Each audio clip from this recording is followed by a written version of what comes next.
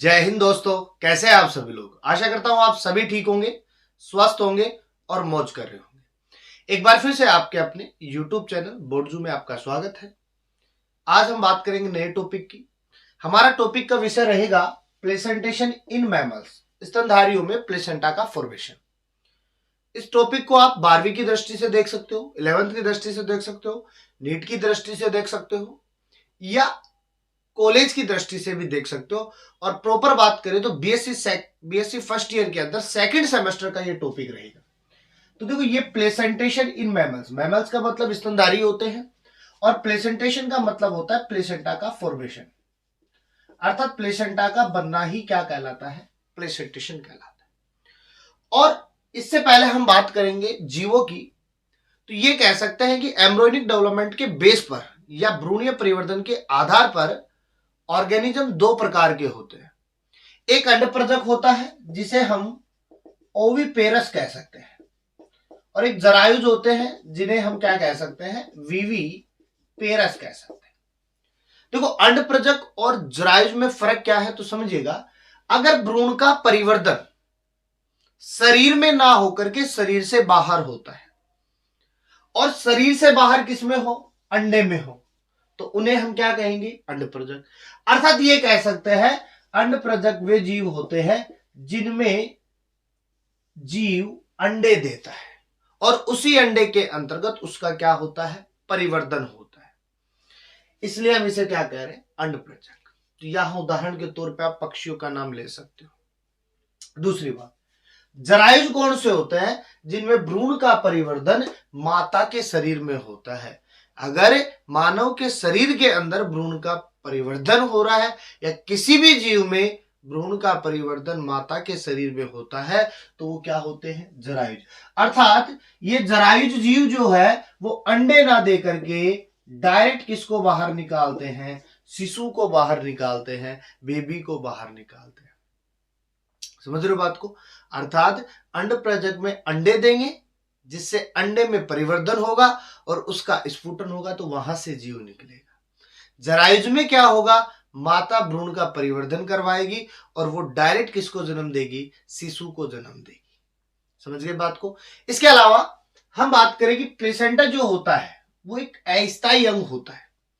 क्या होता है, अस्थायी अंग होता है जो गर्भावस्था के दौरान उत्पन्न होता है, प्रेगनेंसी के दौरान उत्पन्न होता है और प्रेगनेंसी जब तक चलती है तब तक वो साथ रहता है। उसके बाद में प्लेसेंटा को हटा दिया जाता है। अर्थात प्लेसेंटा का काम केवल कब तक होता है, प्रेगनेंसी तक होता है, क्योंकि भ्रूण को समस्त कार्य, चाहे वो प्रोटेक्शन का हो, चाहे वो न्यूट्रिशन का हो, चाहे वो एक्सक्रेशन का हो, चाहे वो हार्मोन प्रोड्यूस का हो, ये सारे काम किसके द्वारा होंगे, प्लेसेंटा के द्वारा होंगे। तो प्लेसेंटा यहां पर एक अस्थायी अंग होता है। लेकिन इस प्लेसेंटा के लिए अलग अलग वैज्ञानिकों के अलग अलग मत थे, या ये कह दे अलग अलग वैज्ञानिकों ने अलग अलग डेफिनेशंस के द्वारा प्लेसेंटा को परिभाषित किया था। इसमें सबसे पहले आए थे हार्वे। कौन थे, हार्वे। और हार्वे ने कहा था प्लेसेंटा जो होता है मात्रक रक्त का विस्तृत रूप होता है। अर्थात मात्रक रक्त जो होते हैं वो इस प्लेसेंटा में काम आते हैं। क्यों आते हैं, उसका रीजन हमें पता है कि भ्रूण को श्वसन के लिए क्या चाहिए, O2 चाहिए, और हमें पता है O2 कहां होती है, रक्त के अंदर होती है। इसलिए हार्वे का मानना क्या था, मात्रक रक्त का विस्तृत रूप क्या है, प्लेसेंटा है। उसके बाद में मैथ्यू आए थे। मैथ्यू ने कहा प्लेसेंटा एक भ्रूणीय श्वसनांग है। क्या है, भ्रूणीय श्वसनांग है। अर्थात प्लेसेंटा जो होता है श्वसन के अंदर योगदान देता है, O2 को लेता है और CO2 को बाहर करता है। लेकिन उसके बाद में JW हंटर आए और JW हंटर ने साफ करते हुए कहा कि प्लेसेंटा जो होता है भ्रूणीय रक्त और मात्रक रक्त जो होते हैं वो दोनों अलग अलग होते हैं, लेकिन दोनों में पदार्थों का आदान प्रदान होता है। चाहे वो प्रोटेक्शन से रिलेटेड हो, चाहे वो न्यूट्रिशन से रिलेटेड हो, चाहे एक्सक्रेशन से रिलेटेड हो, चाहे हार्मोन प्रोड्यूसन की बात हो, ये सारे के सारे किससे होंगे, भ्रूणीय रक्त और मात्रक रक्त के द्वारा। लेकिन ये रक्त जो होता है वो क्या होते हैं, पृथक पृथक रहते हैं, अलग अलग रहते हैं, एक दूसरे का मिक्सअप नहीं होता है। दूसरी बात, ओहे ग्रोसर आए। ओहे ग्रोसर ने प्लेसेंटा की एक अच्छी परिभाषा दी थी और इन्होंने कहा भ्रूणीय ऊतक और मात्रक ऊतक दोनों मिलकर क्या बनाते हैं, प्लेसेंटा बनाते हैं और इन्हीं ऊतकों के माध्यम से पदार्थों का आदान प्रदान होता है। लेकिन यहां पर इन्होंने कहा कि इन दोनों का रक्त जो होता है वो मिश्रित नहीं होता है। समझ गए बात को। तो यहां पर चारों को देखोगे आप तो एक कॉमन से दिख रहे हैं, एक दूसरे को पकड़े हुए दिख रहे हैं और इसीलिए कहा जाता है कि प्लेसेंटा जो होता है वो दो भागों से मिलकर बनता है, एक भ्रूणीय भाग से मिलकर बनता है और एक मात्रक भाग से मिलकर बनता है। देखो दोनों में कॉमन क्या है तो समझिएगा, अगर भ्रूण के ऊतक काम में आ रहे हैं तो वो तो भ्रूणीय भाग हो गया और जहां माता के ऊतक काम में आते हैं वो मात्रक ऊतक हो गया, मात्रक भाग हो गया। अब मात्रक भाग में तो कौन काम में लिया जाता है, सबसे फर्स्ट ओनली बात करें एंडोमेट्रियम की, गर्भाशय में पाई जाती है। और भ्रूणीय में बात करें तो भ्रूणीय के अंतर्गत जितनी भी अपने पास में एक्स्ट्रा एम्ब्रोइनक मेम्ब्रेन होती है, ईईएम होती है, अतिरिक्त भ्रूणीय झिल्लियां होती है, वो मिलकर क्या बनाती है, भ्रूणीय भाग बनाती है। तो इस प्रकार से भ्रूणीय भाग और मात्रक भाग मिलकर के किसका निर्माण करते हैं, प्लेसेंटा का निर्माण करते हैं। समझे बात को। इसका एक छोटा सा स्क्रीनशॉट लीजिए, आगे बात करेंगे प्लेसेंटा के परिवर्तन की। किसकी बात करेंगे, प्लेसेंटा के परिवर्तन, डेवलपमेंट ऑफ प्लेसेंटा कि प्लेसेंटा का परिवर्तन कैसे होता है। तो समझिएगा चार्ट के माध्यम से इसको समझते हैं। अपन ने कहा कि अंडोत्सर्ग, यानी अंडोत्सर्ग का मतलब अंडा बन चुका है और जब अंडोत्सर्ग की प्रक्रिया पूरी हो जाती है तो ग्राफियन पुटिका टूट जाती है। क्या हो जाती है, टूट जाती है। अब अगर ग्राफियन पट्टिका टूटती है तो वो क्या बनाती थी, कार्पस ल्यूटियम, जिसे हम क्या कह रहे हैं, पीतपिंड। और ये जो कार्पस ल्यूटियम जो होता है ना, ये दो हार्मोनों के स्राव को बढ़ा देता है। क्या कर देता है, बढ़ा देता है, एस्ट्रोजन और प्रोजेस्टेरोन को। अर्थात एस्ट्रोजन प्रोजेस्टेरोन को बढ़ना यूटेरस में यानी गर्भाशय में क्या करते हैं, रोपण हेतु तैयार करते हैं, अर्थात भ्रूण को रोपित हो सके, इसलिए कौन से हार्मोन को बढ़ाया जाता है, एस्ट्रोजन और प्रोजेस्टेरोन को। अब जब यूटेरस को रोपण हेतु तैयार कर दिया जाता है तब यूटेरस का यानी गर्भाशय का स्तर कैसा हो जाता है, मोटा और संवहनीय हो जाता है। और गर्भाशय का जो मोटा स्तर होता है वो म्यूसिन व ग्लाइकोजन का स्राव करता है। किसका स्राव करेगा, म्यूसिन व ग्लाइकोजन का स्राव करेगा। अब ये जो म्यूसिन व ग्लाइकोजन का जो स्राव है, ये स्थान जो है या ये मोटा स्थान जो है, इसको हम क्या कहेंगे, डेसिडुआ। क्या कहेंगे, डेसिडुआ। और डेसिडुआ कैसा होता है, स्रावी प्रवृत्ति का।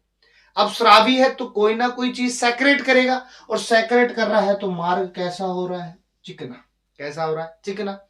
और इस चिकने मार्ग की वजह से भ्रूण जो होता है इस गर्भाशय में आसानी से घूमता रहता है, मूवमेंट करता रहता है और घूमता हुआ, आराम से घूमता है, घूमता हुआ अपने रोपण स्थल तक पहुंच जाता है। कहां पहुंच जाता है, रोपण स्थल तक पहुंच जाता है और वहां जाकर के क्या होता है, रोपित हो जाता है, इम्प्लांटेशन हो जाता है और वहीं पर रहता है। समझ गए बात को। अब बात करें यहां पे कि प्लेसेंटा कौन बना रहा था, तो इसी डेसिडुआ को मैं दो पोर्शंस में देखता हूं, एक डेसिडुआ बेसिलस में और एक डेसिडुआ कैप्सुलेरिस में।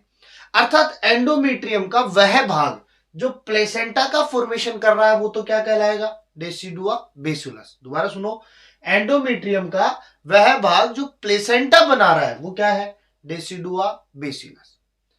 और जो भाग भ्रूण को गर्भाशय भित्ति से अलग कर रहा है, चिपकने नहीं दे रहा है या भित्तियों के साथ में अटैच नहीं होने दे रहा है, वो क्या कहलाएगा, डेसिडुआ कैप्सुलेरिस कहलाएगा। क्या कहलाएगा, डेसिडुआ कैप्सुलेरिस कहलाएगा। या मैं ये कह सकता हूं कि रोपण से पहले जब निषेचन हो जाता है तो उस समय ब्लास्टोसिस्ट अवस्था बनती है और वो जो ब्लास्टोसिस्ट अवस्था होती है ना, वही जाकर के क्या होती है, रोपित हो जाती है। समझ गए बात को। यहां मैं प्लेसेंटा को दो प्रकार से देख सकता हूं, एक कोरियो विटेलाइन प्लेसेंटा और एक कोरियो एलेंटोइक प्लेसेंटा। अर्थात यहां पर 3 भ्रूणीय झिल्लियों को देखते हैं अपन। एक होती है कोरियोन, एक होती है योगसैक और एक होती है एलेंटोइस। ये कोरियोन, योगसैक और एलेंटोइस जो होती है वो 2 प्रकार के प्लेसेंटा बनाती है। एक कोरियो विटेलाइन प्लेसेंटा बनाएगा और एक कोरियो एलेंटोइक प्लेसेंटा। अगर एंडोमीट्रियम प्लस में कोरियोन और प्लस में योगसैक तीनों मिल रही है तो क्या बनाएंगे? Chorio vitelline placenta. लेकिन ये जो कोरियो विटेलाइन प्लेसेंटा होता है वो वास्तविक नहीं होता है, वास्तविक प्लेसेंटा नहीं होता है, वास्तविक प्लेसेंटा नहीं होता है। वहीं कोरियो एलेंटोइक प्लेसेंटा जो होगा वो एंडोमेट्रियम प्लस में कोरियोन प्लस में एलेंटोइस तीनों मिलकर बनाएंगे और यही प्लेसेंटा कैसा होता है? वास्तविक प्लेसेंटा होता है। तो कई बार क्वेश्चन पूछ लिया जाता है कि वास्तविक प्लेसेंटा किससे मिलकर बन रहा है? तो एलेंटोइस से। क्यों? कोरियोन तो कॉमन है, इसमें भी है और इसमें भी है, एंडोमेट्रियम इसमें भी है और इसमें भी है, अलग क्या है? एलेंटोइस। इसलिए वास्तविक प्लेसेंटा कौन सी झिल्ली बनाती है? एलेंटोइस झिल्ली बनाती है। समझिए बात को। तो इस प्रकार से हम परिवर्तन को पढ़ सकते हैं। नेक्स्ट टॉपिक में हम पढ़ेंगे क्लासिफिकेशन ऑफ प्लेसेंटा। प्लेसेंटा का क्लासिफिकेशन कैसा होता है। इसी प्रकार सीढ़ी दर सीढ़ी चलते रहेंगे अपन। समझिए बात को। इसका छोटा सा स्क्रीनशॉट लीजिएगा।